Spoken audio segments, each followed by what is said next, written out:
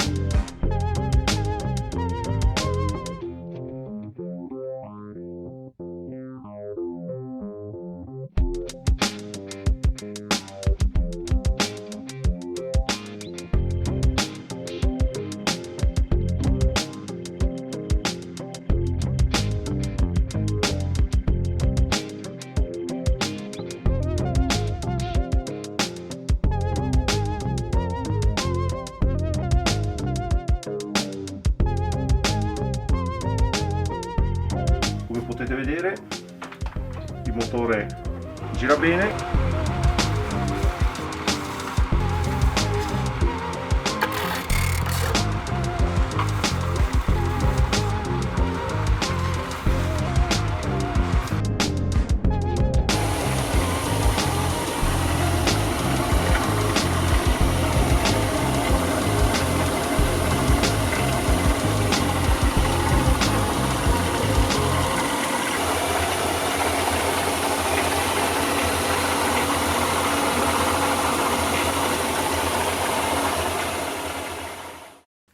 Se il video ti è piaciuto metti un bel like, se non l'hai ancora fatto iscriviti al canale e se non vuoi perdere altri video come questo attiva la campanella.